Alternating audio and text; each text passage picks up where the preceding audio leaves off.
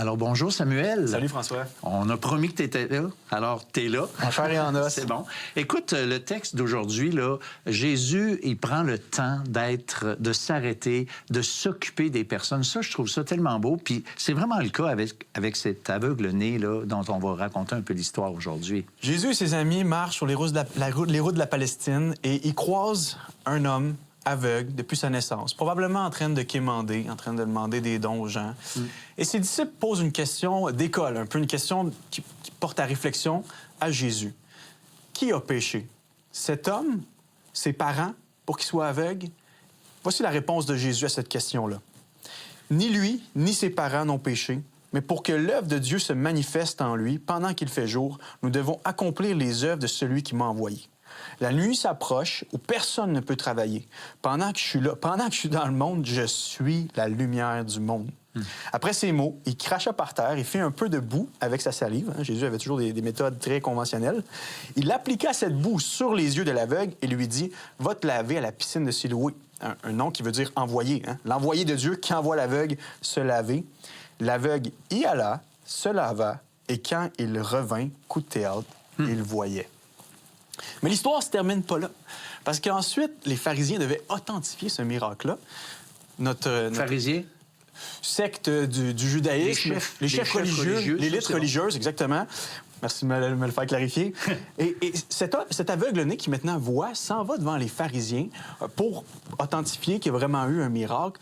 Et là, tu as nos beaux pharisiens, l'élite religieuse, qui dit non, ça peut pas être un miracle. Pourquoi? Parce qu'il a fait ça le jour d'un sabbat. Tu peux pas prendre de la boue, pétrir de la boue. Il a travaillé. Il a travaillé, il a fait quelque chose. Cet homme-là vient pas de Dieu. Donc, on déclasse Jésus, on le disqualifie.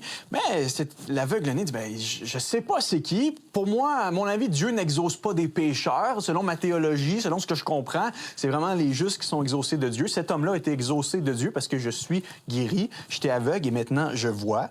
Les pharisiens, un peu confus, vont faire venir les parents de cet aveugle-né et lui poser des questions. D'abord, est-ce que votre fils était vraiment aveugle depuis la naissance? Ils vont confirmer ça, mais ils vont avoir la trouille un peu. Ils vont dire, « Hey, vous savez quoi? Arrangez-vous avec notre gars. » Ils ont peur de se faire mettre en dehors de la synagogue s'ils confessent Jésus comme étant le Fils de Dieu. Écoute, moi, je trouve, là, cette histoire-là, c'est triste. C'est vraiment triste, l'attitude des parents. Parce que, sans doute, ils ont prié peut-être Dieu, ils ont peut-être pleuré toute leur vie à cause de cet enfant-là qui est né aveugle puis qui savait qu'il était condamné à la pauvreté.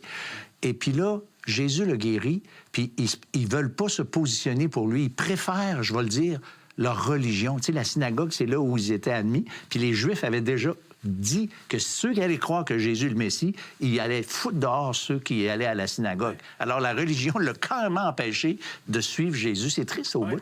Comparativement à l'aveugle-né qui, lui, semble apporter un témoignage fidèle. Hey, cet homme-là semble venir de Dieu. Il agit avec une puissance qu'on ne voit pas. Ouais. Et à un certain moment donné, il va le nommer comme étant un prophète. Il va le nommer comme étant un envoyé de Dieu.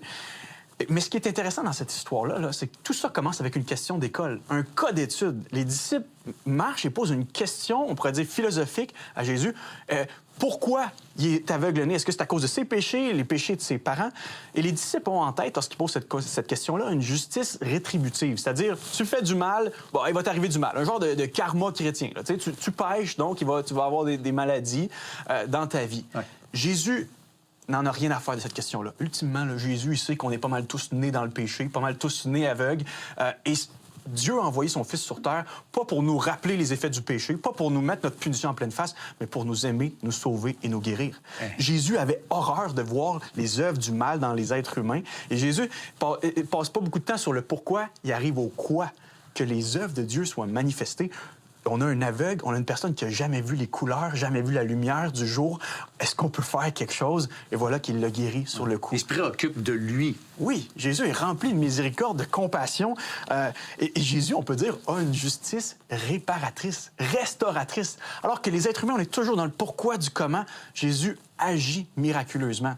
Et tout ce témoignage-là nous montre que Jésus est vraiment intéressé d'aimer les gens et d'enlever les étiquettes. Hey, cet homme-là, depuis qu'il était né, on lui disait « Toi, t'es né dans le péché ». Même que les pharisiens vont le dire à la fin de la discussion. « Sors, va-t'en, on veut plus te voir. Anyway, t'as rien à nous enseigner ici. T'es né dans le péché, mon homme. » Jésus renverse l'étiquette, il l'aime, et tout d'un coup, cet homme-là qui a été étiqueté toute sa vie repart libre. Et deuxièmement, on voit que Jésus se soucie vraiment de la souffrance humaine. Il se met dans les pieds de ceux qui souffrent. Et cette souffrance-là, que peut-être certains des auditeurs traversent, n'est pas vaine, parce qu'ici, dans le texte, elle sert clairement à manifester la gloire de Dieu. Non pas que Dieu punit ou maudit des gens pour qu'ils puissent manifester sa gloire par ensuite, mais parce que le péché a un effet, Dieu ne le tolère pas et vient dans ce monde pour venir rayonner, même à travers la souffrance. Et même que la plus grande gloire de toute l'humanité, la croix de Jésus-Christ, est une souffrance. Quel espoir pour nous de se dire, « Hey, mes souffrances, si elles sont bien interprétées, si elles sont vécues dans la foi, ne sont pas vaines. Dieu est là, Jésus s'en soucie vraiment de moi aujourd'hui. » Il n'est pas indépendant, là. Il est vraiment plein de compassion, clairement. Rempli d'amour, de compassion. Il est la lumière du monde. Puis c'est ce qu'on voit dans l'Évangile selon Jean. Hein? Jésus fait des déclarations fracassantes. Je suis la porte, je suis le bon berger, je suis le pain de vie, je suis l'eau qui rassasie. Et là, il va dire, je suis la lumière du monde. Et Jésus ne fait pas juste le dire, il l'acte, il le démontre. Il envoie cet homme-là se laver, se rincer les yeux. Et tout d'un coup, cet homme-là voit. Mais il semble que le miracle n'est pas suffisant, parce que si le miracle a pour but d'être un signe annonciateur de l'identité du Messie, les pharisiens, eux autres, veulent rien savoir de ce signe-là. On a un contraste frappant. On a un homme qui semble croire à Jésus, l'aveugle-né, et les pharisiens qui sont fermement opposés. En fait, dans le récit, c'est eux les vrais aveugles. C'est eux qui voient absolument rien. Ils ne voient pas l'origine de Jésus. Ils vont même dire, ben nous, on est des disciples de Moïse, ton petit Nazaréen, on n'en a rien à faire de lui.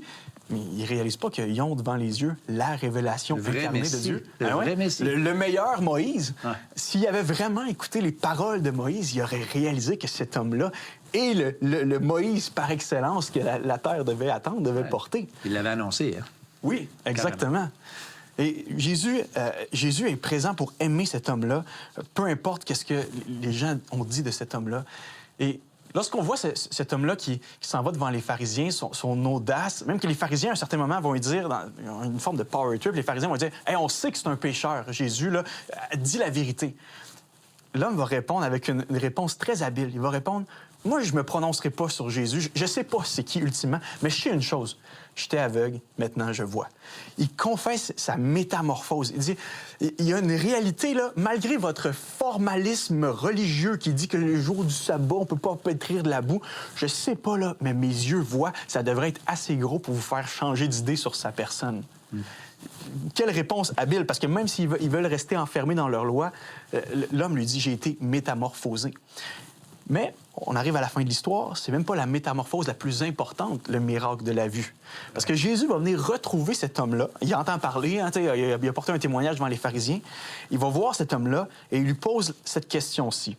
« Crois-tu au Fils de l'homme? » Ce qui veut dire, au fond, « Crois-tu que je suis le Messie, le Fils de Dieu? » « Qui est-il, Seigneur, répondit-il, pour que je puisse croire en lui? » Jésus lui dit, « Eh bien, tu le vois, c'est lui qui te parle. » Jusqu'ici, l'homme aveugle-né n'avait pas vu Jésus, il avait seulement entendu. C'est sûr, hein, il est aveugle. Exactement. Il dit, c'est moi qui te parle. Et la réponse au verset 38 de l'aveugle-né, « Je crois, Seigneur. » Une simple confession. Le « Je crois, Seigneur », dit-il, et se prosterna devant Jésus. Jésus déclara alors, « Je suis venu dans ce monde pour qu'un jugement ait lieu, pour que les aveugles voient et que ceux qui voient deviennent aveugles. » Cet homme-là a vécu une double métamorphose. Le matin, il a vu la lumière du jour et le soir, peut-être lorsque Jésus est venu le trouver, il a vu la lumière du monde. Le matin, il a été guéri. Le soir, il a été sauvé de ses péchés. Et c'est d'une simplicité bouleversante. Il dit, « Je crois, Seigneur. » Je crois, Seigneur. Et l'étape d'après, qu'est-ce qu'il fait? Il se prosterne devant Jésus. Et ça, c'est la réponse que Jésus s'attend de nous. Il veut pas nous impressionner à coups de miracles. Tous les miracles de l'Évangile, selon Jean, ont pour but que les gens confessent « Je crois que tu es le Fils de Dieu. Je crois que tu es le Messie. » Et c'est ce que l'aveugle-né a donné comme réponse. Et son adoration était magnifique. Il se penche au pied de Jésus, il se prosterne. Tu es le Messie. C'est ce que Jésus veut faire dans nos vies, créer cette confession et cette adoration à son égard. Puis c'est intéressant de voir que Jésus a accepté cette adoration. Il n'a pas dit « Non, tu ne peux pas m'adorer. » Non, il a accepté l'adoration. C'est vraiment fort, ça, ce texte-là, par rapport à ça. Alors, vous qui nous écoutez, je ne sais pas où vous en êtes par rapport à votre réflexion, par rapport à même à ce que vous venez d'entendre. Parce que cet homme, cet aveugle-né, dans le texte, si vous regardez comme il faut, vous allez voir comme une certaine progression dans la compréhension qu'il a de qui est Jésus. À un moment donné, il ne sait même pas s'il est un pécheur ou pas. Il doute que non. C'est un prophète éventuellement. Il ne sait même pas son nom. Il ne sait pas où il est. Mais à la fin, comme on vient de l'entendre, il se prosterne et adore et ses yeux spirituels s'ouvrent. Alors, aujourd'hui, si vous entendez sa voix, la Bible dit, n'endurcissez pas vos cœurs. Alors, Dieu parle à travers ces textes et on vous invite, nous, à considérer, lire, et quand que vous lisez le Nouveau Testament, dites-vous, Seigneur, là, c'est toi qui parles à travers ça. Et j'aimerais ça entendre ta voix. Et vous pouvez prendre aujourd'hui cette décision de dire, écoute, moi, je veux entendre ta voix, Seigneur. Je veux comprendre. Moi, j'aimerais ça aussi que mes yeux spirituels puissent aussi s'ouvrir pour qu'enfin, je vois celui qui est vraiment le Messie, celui qui va donner un sens à ma vie, celui qui va donner une espérance pour l'éternité. C'est ce que Dieu veut. Alors, vous n'avez qu'à venir à lui simplement, tel que vous êtes, et laissez Dieu vous parler, laissez Dieu vous transformer, et ça va être pour sa gloire, mais surtout pour votre plus grand bonheur. L'heure de la bonne nouvelle, en collaboration avec le Messager chrétien, vous offre gratuitement le livre de méditation quotidienne La Bonne Semence. Pour en recevoir un exemplaire, écrivez-nous à l'heure de la bonne nouvelle, casier postal 33012, comptoir postal Thibault, Trois-Rivières, Québec, G8T9T8. Vous pouvez également nous joindre à info@hbn.ca ou par téléphone 1-866-509-1319.